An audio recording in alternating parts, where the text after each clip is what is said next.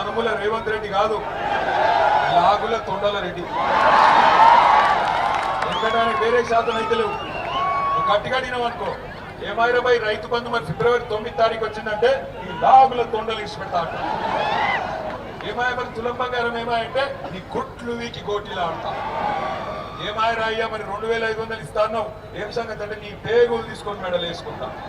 ఎవడన్నా ముఖ్యమంత్రిని చూసినాం పాకిస్తాన్ అన్న ఎన్టీ రామారావు గారిని చూసినాం, అటనక చంద్రబాబుని చూసినాం, అటనక రాజశేఖర రెడ్డి గారు వచ్చిండు, అటనక రోషయ్య గారు వచ్చిండు, అటనక కిరణ్ కుమార్ రెడ్డి వచ్చిండు, అటనక కేసీఆర్ అన్న వచ్చిండు, అటనక గీన్ వచ్చిండు.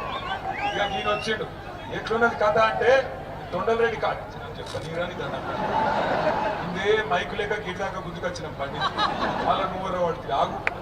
అయితే ఎట్లున్న తొండలరెడ్డి కథ అంటే ఎక్కడికి కూడా అద్దం బాగలేక ముఖంబల కొట్టినాడు, ముఖం బాగలేక అద్దమ్మల కొట్టినాడు. ఎందుకంటే నడప శాతం అయితే లేదు రాష్ట్రం. కేసీఆర్ గారు బంగారం మోలే. డిసెంబర్ నెలలో మీ అందరికీ ఎవ్వరు దరఖాస్తు పెట్టేది లేదు, దండం పెట్టేది లేదు. మంచిగా దబ్బన ఫోన్లు టింగు టింగు అంటుండే రైతు బంధు పడుతుండేనా పడకపోతుండేనా? ఇలా ఏం తారీఖు మరి? ఫిబ్రవరి 9. కేసీఆర్ ఉన్నప్పుడు డిసెంబర్ లో పడ్డ రైతు బంధు ఇవాళ ఈ రోజు వరకు పడ్డదా? పడలేదా? పడలేదు. ఎందుకు పడలేదు అంటే ఈ సన్నాసికి నడప శాతం అయితే లేదు.